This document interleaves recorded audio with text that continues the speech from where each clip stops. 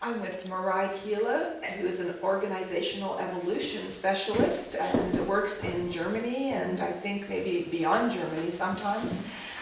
And Marai is going to be talking with us a little bit about a meeting methodology called Open Space Technology, and within the Genuine Contact program we have some protocols in how we use it in terms of good planning and so on. So don't know if you're planning to touch on that as well. So I'd love to hear what you have to say about open space technology. First thing I want to start with is that it's deeply embedded in my heart. So I went through a personal transformation. I have a background as a marketing product manager for many years, and then at some point in my life I found myself not being fulfilled at all anymore, leaving the organization and going on a journey, on a quest, who I am in this world and who I want to be and how I want to be and to work. And along that journey I was guided and pointed to open space technology. And I remember the first time I read about it, it was after midnight, and I sat in front of my computer and I read about it and I started crying because I was so touched. This was like, this is what my heart has been yearning for in terms of interaction between people and how we're meant to be with each other.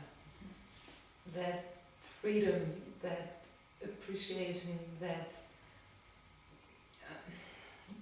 bringing out the best in everybody without anybody doing it. That's probably the first things I can say about it. And then it took me about half a year till I dared to get close to people who were doing such a wonderful thing. I was really in awe of how special they would be, and then they were really very lovely, down-to-earth people.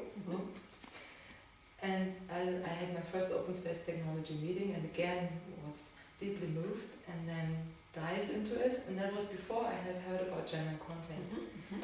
And I loved the open space principles and approach, and immediately I knew this is something I don't only want to have for a meeting, but this is how I want to live my life.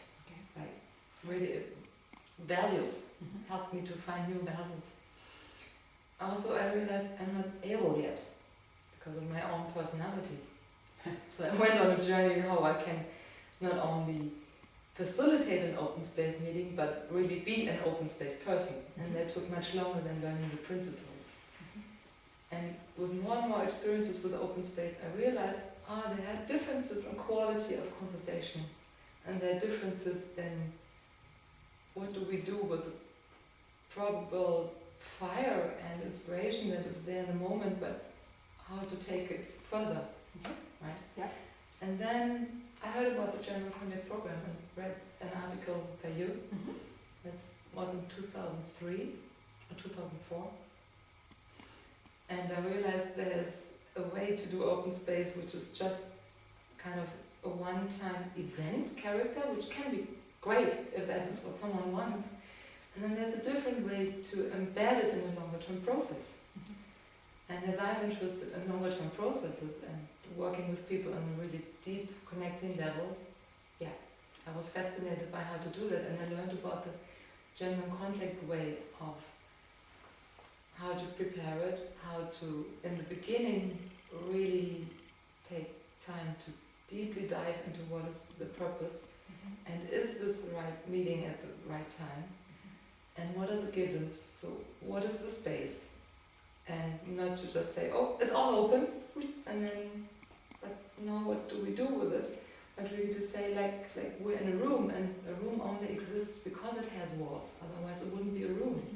So givens create a frame in which we know how to operate, and which we know what can be done there and what cannot be done there. So I learned about this aspect of doing it in a genuine contact way. And I have had the most beautiful experiences interacting with people in open space technology. And I'm bringing it even into all my friendships. So I have agreements with my friends that we honor each other by only being together if we really, really want it, not because we had an appointment before, and we find these amazing coincidences when one notices, oh, I don't really have the time or the energy to do something, and we're open it and share, and then the other one says, oh, you know, that really suits me well.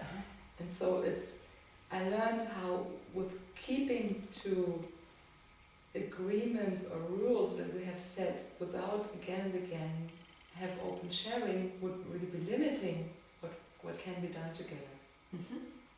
I have, and it's just such a teeny little example, and it really has to do with how we live using the basic principles of open space technology. But I laugh because yesterday morning we had this banana situation, and I was taking the first piece of banana off of the little clump, and there was only a half a piece, somebody had cut one, and I took it to be polite, the rules, you know, and then you took a whole banana, and then I looked at you, and we both had some laughter in our eyes, and I said, I really don't want half a banana, and you said, and I really don't want a whole one, and we were making an exchange, and then laughing because if people were going by the rules and not being so open, I would have the unhappiness of having something I don't want, and you would have the unhappiness of having something you don't want. Exactly. And by being just fully showing up and being present and saying, you know, here's something important to me, we each have the opportunity to make it right. Yes. For both of us. It's a little example of living in this way, but it was a beautiful moment with you. Yes. And I want to just also talk about these givens. Not all people who work with open space technology believe in the importance of givens or the non-negotiables, creating what I call what's the playground, you know, what's the room, what's the frame, and it sets, I don't think of it as limiting, I think of it as enabling, because they enable people to place their energy into what actually they can move forward after, instead of wasting their energy on things that the organization cannot move forward after. And these givens, these enabling givens, they don't stop anybody from discussing whatever they want in the meeting, because people discuss anything at all if they want. But it gives them a sense of managing your own expectations in relation to what the company might be able to do with all the inputs after the fact. And would that be the way that you would see this? I have been questioning the givens very much. Yes, I know. Because, yes, you know. And I'm not someone to kind of agree fast unless I'm really, really convinced. So I really investigate the use or not use of givens. And I found that we all bring in internal givens by the assumptions we make. And very often the assumptions we make, if the givens are not stated, are even more, they even allow less space than if the givens are really clearly communicated. So first I thought, oh, givens, no, I want it to be really free. And then I realized, it's less free without being upfront or being investigating what is the playground. Yeah. I mean, it's like there is really joy in playing certain games with each other, and all the games have some kinds of principles or agreements, or call it rules. And any kind of, I mean, if we say we play chess and then I bring in football, it's just, it can also be done, but it would probably destroy that kind of game. Yes, that's a nice way to describe it. And I liked what you just did with your hands. You're saying people actually, the givens aren't explicitly stated for the meeting. They actually, with all their assumptions, narrow their playing field, generally speaking, because they think the company doesn't really mean it, that they can participate in this big an arena, that probably based on their previous experience with the company and so on, maybe that only this amount of space is open for their inputs. So they're usually quite surprised, or quite liberated to understand that the playground is actually, I use the word playground, but it's the field for innovation and creativity and finding solutions is actually quite often quite bigger. And even if it was smaller, even, it just occurs to me, even if it was smaller, at least I know, and it's like I stand on solid ground and on that I can move, which is very different than tiptoeing. You know, is it still okay what I'm doing here? And One of my favorite open space technology meetings was with the Canadian military, and the commandant of the military college is a brigadier general, and he was quite welcoming of this meeting method to solve something. It didn't have to do with the war, but to solve a big issue that they were facing.